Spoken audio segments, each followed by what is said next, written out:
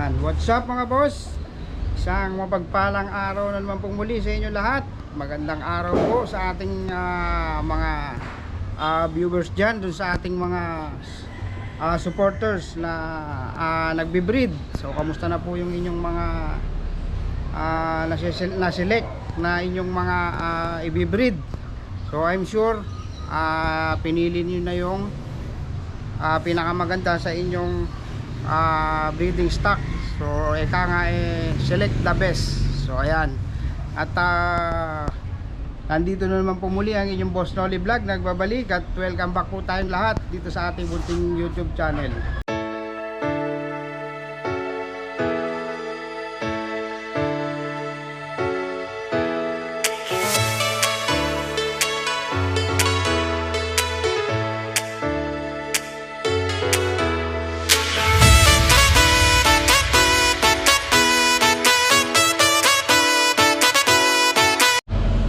Isang mapagpalang araw na naman pong muli sa inyong lahat mga boss.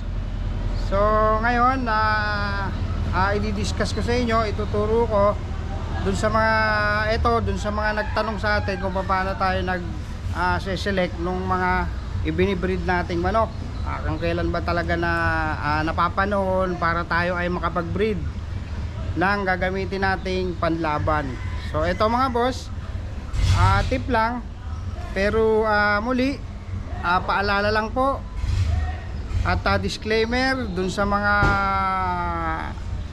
viewers natin, ako po ay hindi eksperto, hindi po ako veterinaryo, and then ito pong isinishare kong ito ay base lang po dun sa aking sariling karanasan.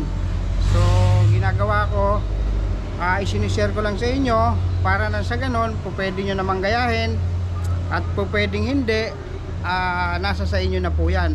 Ito lang dun sa humihingi ng guide sa atin, lalo na dun sa mga baguhan.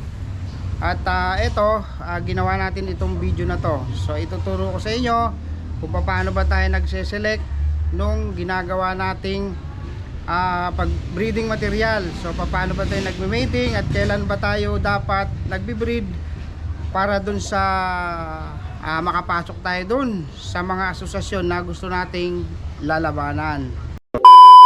So ayan mga boss, sa pagpili po ng breeding material na ating i-breed, ayan, so I'm sure lahat po tayo ay nakapag-select na nung mga i-breed natin na manok. So ito, simple tip lang.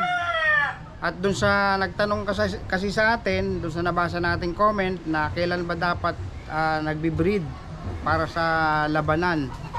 Alam nyo kasi mga boss, ang labanan po kasi ng WPC ay may kanya-kanyang edisyon yan.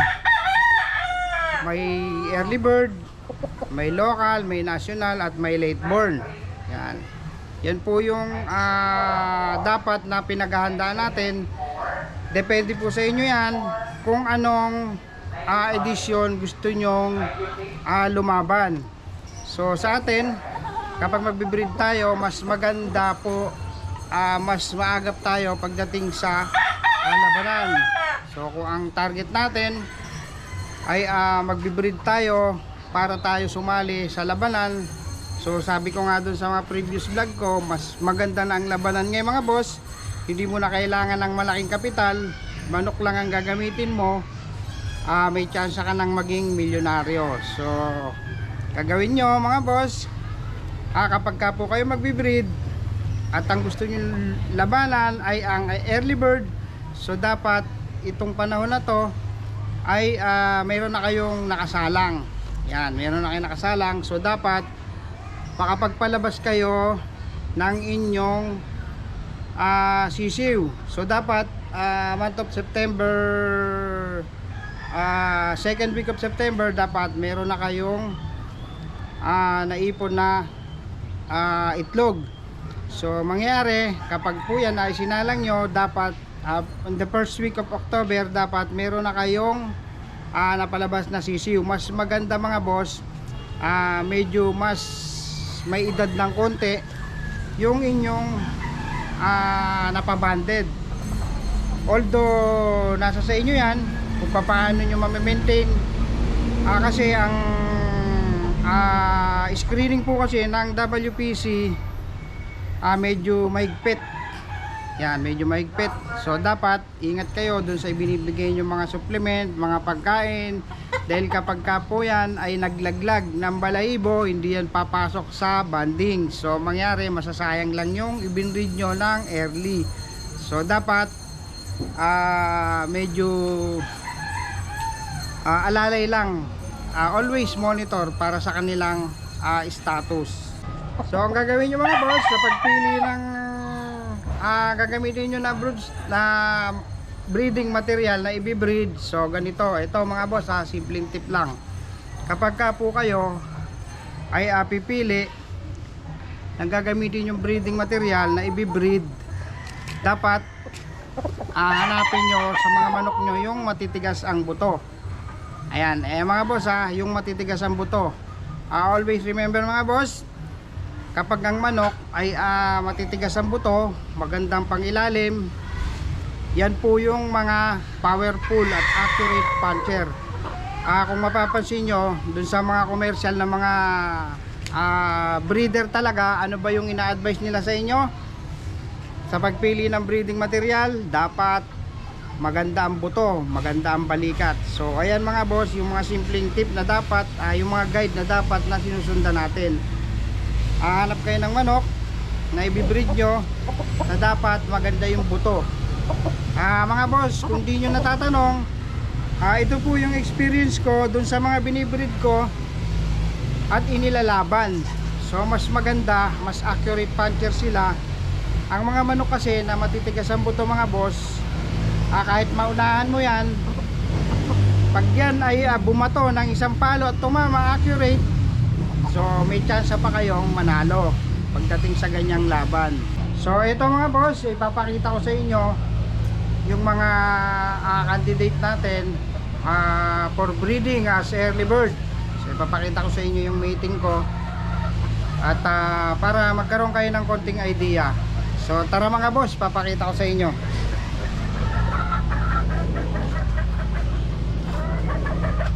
So ito yung ating machine kelso from Blue Blade. Ayan, kung mapapansin nyo naman,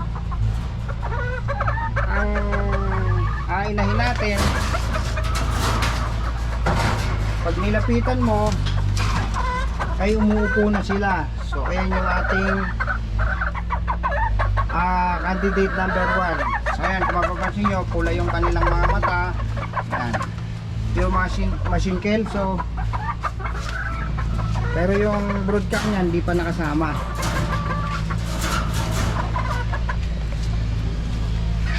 So ito yung ating candidate number 2 na pure Jogot Gray. So ito, kahuhuli pa lang natin. Yung broodcock niya, i-breed natin siya dun sa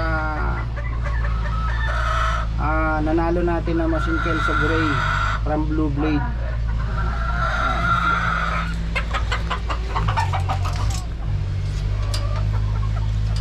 And then ito yung ating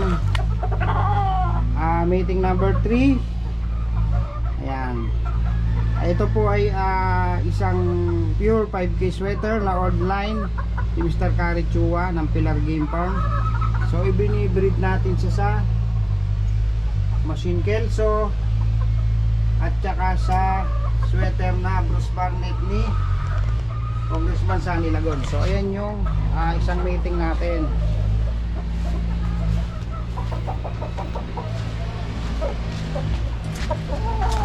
Yan, ito naman yung ating mating number 4. Yung inahin niya ay machine kelso. And then yung kanyang broodcock ay pure na 20K kelso na imported.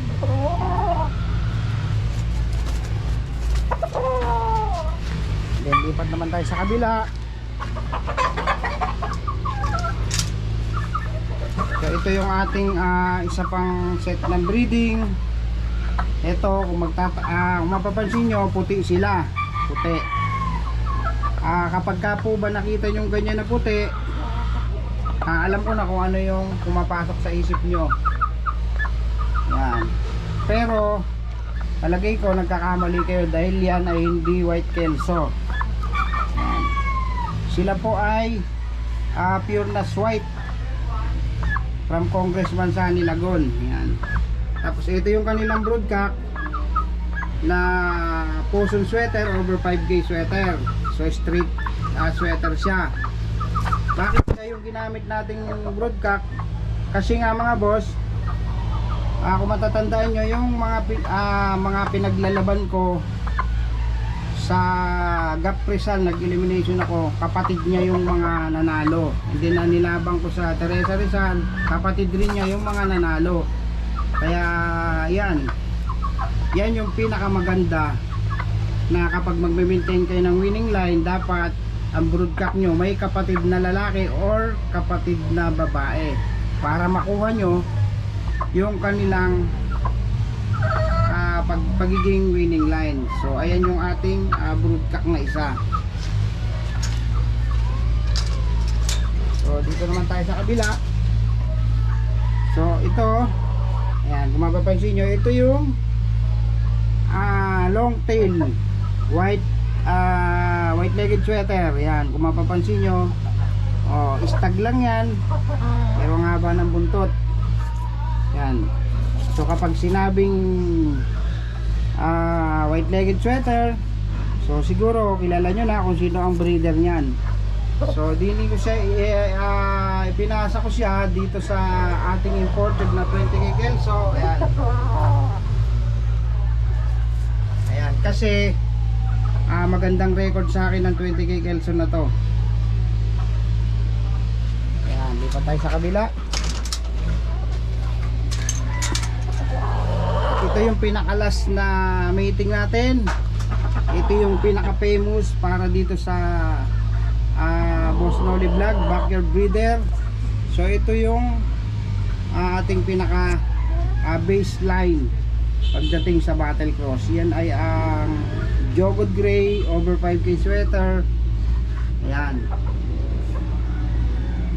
Lahat po ng lahi nitong manok na to ay nagpanalo sa akin. Hindi ko lang alam dun sa mga nakabili kung ano nangyari, pero sa akin po nanalo lahat yung mga anak niyan, kaya gusto ko silang ulitin sa Battle Cross. Yan. So ayan mga boss, naway nakatulong ako dun sa mga nagtatanong sa atin kung paano ba mag-select, at then kung paano ba ang tamang pagbe-breed, yung pagme-mate, and then yung pagme-maintain ng mga sinasabing winning line. So ayan mga boss, naway nakatulong ako at nasagot ko yun sa nagtanong sa atin at humingi ng guide.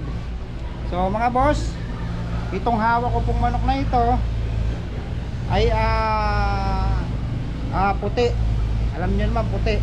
So ito po ay galing kay Paulo Malbar ng San Haven. So ito yung mga nabibili nating mga manok na pinapa-ending natin. So mga boss, para dun sa mga gustong magkaroon ng ganitong manok, i-message nyo lang po ako dun sa Boss Noli Vlog FB page or dun sa aking main account na Box Noel. So doon ko ibibigay sa inyo detalye kung paano kayo magkakaroon ng chance ng magkaroon ng ganito. So ayun lang mga boss, dito na natin tatapusin ang ating munting vlog sa boss natin dyan na mapapadaan dito sa ating munting YouTube channel. Iniimbitahan ko po sana kayo na mag-subscribe, i-like nyo po at i-share yung ating mga video, and then yung ating munting notification bell, at nasa ganon maging updated kayo sa mga ina-upload natin na mga video. So yun lang mga boss, maraming salamat at good luck. I know gold is not enough.